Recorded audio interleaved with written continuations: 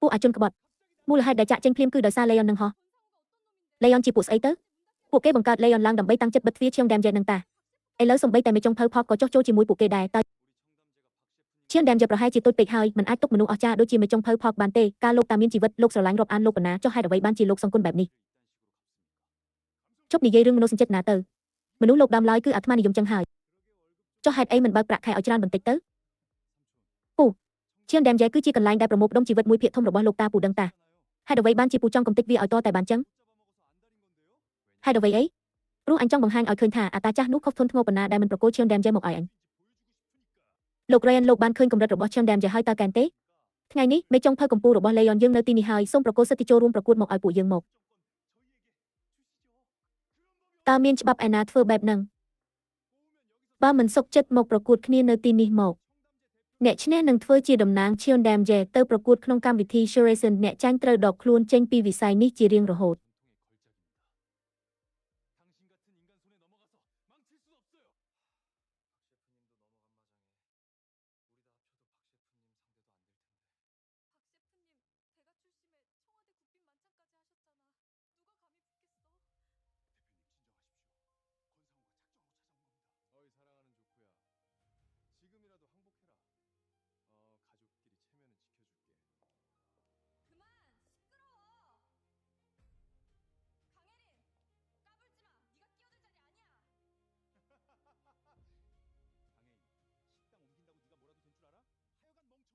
ឈៀងដាមយ៉េគឺជាស្នាដៃឯកដែលមានប្រពៃណី100ឆ្នាំមិនអាចធ្លាក់ទៅក្នុងដៃមនុស្សដូចជាលោកដើម្បីបំផ្លាញចោលបានទេសំបីតែមេចុងភៅផកក៏ចុះចូលទៅខាងនោះដែរទោះបីជាពួកយើងរួមកម្លាំងគ្នាក៏ប្រហែលជាមិនអាចទល់នឹងគាត់បានដែរមេចុងភៅផកជាកម្រិតគ្រូធំថែមទាំងធ្លាប់ធ្វើម្ហូបក្នុងលាងសាយភោជផ្លូវការនៅវិមានប្រធានាធិបតីទៀតផងតើនរណាហ៊ានប្រកួតជាមួយគាត់លោកប្រធានសូមចិត្តត្រជាក់សិនខួនសេងហូណែក្មួយសម្លាញ់ចុះចាញ់ឥឡូវនេះនៅទាន់ពេលណាក្នុងនាមជាគ្រូសាពូនឹងរក្សាមុខមាត់ឲ្យឯងឈប់ទៅធុញណាស់ King Heron កុំចេះដឹងអីទីនេះមិនមែនជាកន្លែងដែលឯងត្រូវមកលូកដៃទេ King Heron គិតថាយកកន្លែងធ្វើការថ្មីហើយឯងខ្លាចជាមនុស្សសំខាន់មែនទេមនុស្សល្ងងដូចជាឯងគ្មានថ្នាំព្យាបាលទេហេតុអ្វីបានជាខួរក្បាលឯងអន់ដូចជាសមត្ថភាពឯងចឹងចុងភៅបែកជាកម្ពុជាអ្នកជំនាញតើ Sasjev អាចប្រៀបធៀបជាមួយគាត់បានយ៉ាងម៉េចប៉ុន្តែ Sasjev ជាសិស្សឯករបស់ចុងភៅផកចឹងខាងនេះប្រហែលជាមានឱកាសឈ្នះខ្លះដែរត្រូវហើយហេតុអីបានជាត្រូវព្រោះនាងមានស្មារតីក្លាហានក្នុងការចេញមុខដោយទំនុកចិត្តដោយមិនខ្លាចចោលអាមុនពេលចាប់ផ្ដើមដោយពួកឯងទេពូកែមើលមនុស្សតើកុំបារម្ភអីខ្ញុំនឹងបង្ហាញឲ្យឃើញច្បាស់ថាជំរឿសរបស់អ្នកគឺត្រឹមត្រូវលោកប្រធានត្រូវបាននាងតាក់ទាញចិត្តយ៉ាងខ្លាំងហើយពួកយើងរៀបចំអីវ៉ាន់ទុកជាមុនទៅល្អជាងអញ្ចឹងជុំទី1យើងប្រកួតជំនាញចាក់កាត់ទៅជំនាញចាក់កាត់អីពីនេះហើយមិនមែនអីផ្សេងតែជាជំនាញប្រើកាំបិតបើនិយាយពីជំនាញប្រើកាំបិតចុងភៅផកគឺលេខ1ហើយ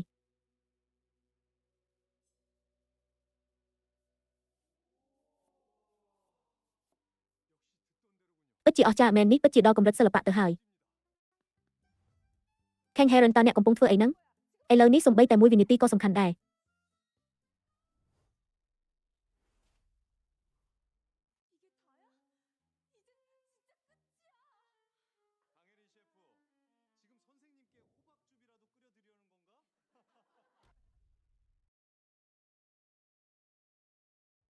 មិនដឹងមិនទេឲ្យតែឃើញស្រីម្នាក់នោះខ្ញុំមានអារម្មណ៍ថាកក់ក្ដៅចិត្តហឹមខ្ញុំអៀនជំនួសតែម្ដងបើដឹងអញ្ចឹងចុះចាញ់តាំងពីដំបូងបាត់ទៅចុងដាំជាពេលមិនគួរណាប្រពៃណី100ឆ្នាំត្រូវមកខូចខាតដោយសារតែស្រីម្នាក់នោះសោះប៉ុន្តែក្មេងមិនទាន់ដាច់មេទឹកដូចជានាងតើមានឱកាសពេលណាទៀតបានប្រកួតជាមួយមេចុងភៅផាក់ក្នុងជីវិតខ្វុនថៃបើលោកតាឯងដឹងថាឯងយកមីក្មេងស្រីបែបហ្នឹងមកធ្វើជាមេចុងភៅធំលោកតាច្បាស់ជាស្ទុះក្រោកពីភ្នោមកចាប់ឯងមិនខានណែឯងឈួតទេអីសុំទោសច្រឡំដៃមិនក៏កំបិតនេះអញ្ចឹងតាមលបឿនខ្ញុំមិនទាន់សោះពូកែតែខាងសម្ដីរហូតដល់ទីបញ្ចប់កម្មហារិនបើខ្ញុំជាឯងខ្ញុំស្គាល់កម្រិតខ្លួនឯងហើយចុះចាញ់តាំងពីស្លើហើយតើឯងប៉ងរំលងចុងដាំជេឲ្យលីល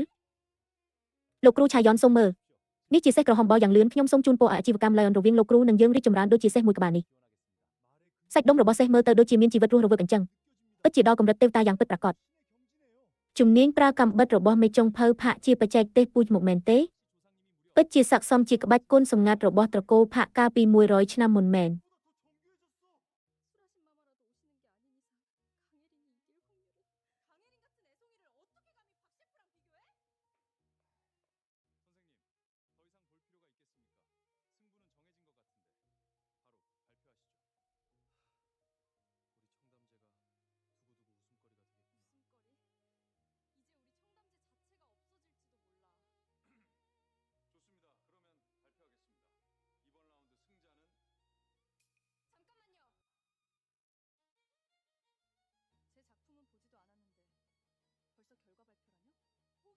ព្រះអើយ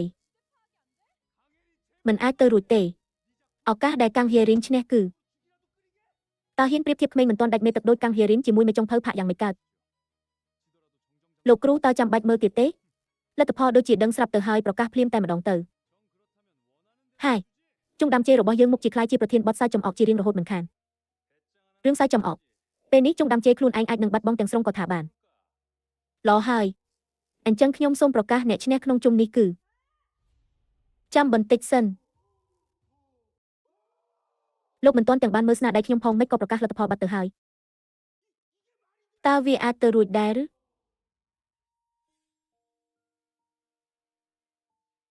តើគេអាចចម្លាក់យ៉ាងល្អិតល្អន់បែបនេះលើល្ពៅទំហំត្រឹមតែប៉ុនដៃដោយរបៀបណាក្បូរក្បាច់ល្អិតល្អន់ហើយស្នាមចម្លាក់ច្បាស់នេះជាអភូតហេតុហើយសូម្បីតែខ្ញុំក៏ហ៊ានត្រឹមតែចម្លាក់ល្ពៅបែបនេះទាំងមូលប៉ុណ្ណោះឯងគ្រាន់តែជាជំនួយការចុងភៅតើឯងធ្វើដូចម្ដេចទើបអាចប្រើកាំបិតបានស្ទាត់ជំនាញយ៉ាងនេះតើអានឹងពិបាកកាលពីមុនខ្ញុំថែមទាំងចម្លាក់រូបខ្លាចេញពីទៅហ៊ូមួយដុំនិងចម្លាក់រូបសត្វចេញពីក្របវ៉លណាត់មួយផងវាកម្រើកហើយស្លាប់ស្ងៀមមើលឈួតមែនទេធ្វើចេញពីល្ពៅសោះវាកម្រើកយ៉ាងម៉េចកើតវ៉ាវស្នៃដៃចម្លាក់ពិតជាគួរឲ្យព្រឺសម្បូរមែនចម្លាក់អ្វីទាំងអស់ក្នុងលោកនេះគឺជាបច្ចេកទេសចម្លាក់ក្នុងរឿងព្រេងនិទានដែលគេគិតថាបានបាត់បង់ក្នុងពិភពកែច្នៃម្ហូបអាហារកូរ៉េទៅហើយកាលពី100ឆ្នាំមុនលោកម្ចាស់ស៊ូរ៉ាស៊ីនដែលជាស្ថាបនិកបានធ្វើឲ្យពិភពលោកភ្ញាក់ផ្អើលយ៉ាងខ្លាំងជាមួយនឹងបច្ចេកទេសនេះមិននឹកស្មានថាបានឃើញបច្ចេកទេសនេះម្ដងទៀតនៅទីនេះសោះឬមួយថាតើបច្ចេកទេសដ៏អស្ចារ្យនោះជារបស់លោកម្ចាស់ស៊ូរ៉ាស៊ីនឬការចម្លាក់លើបាតដៃគឺជាវិជាពិសេសរបស់លោកម្ចាស់ស៊ូរ៉ាស៊ីនម្នាក់គត់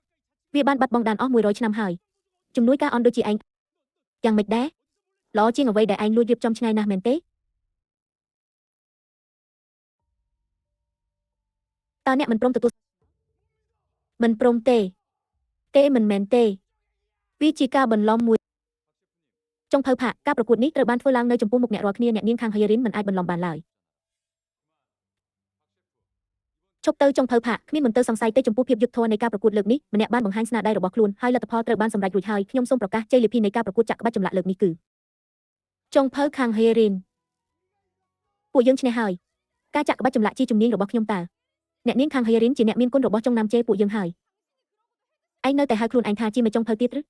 មិនក៏អាចចាញ់ជំនួយការផ្ទះបាយដែលត្រូវបានគេពួកឯងជាស្អីហ៊ានមកប្រដែងផង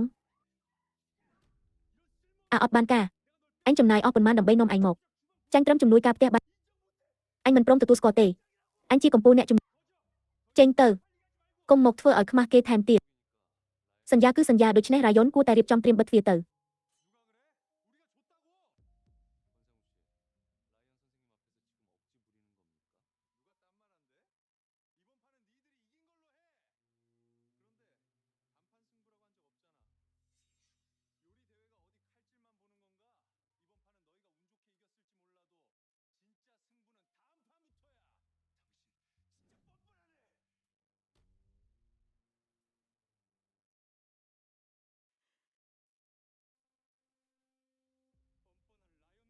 ពួករេយ៉ុនមុខក្រាស់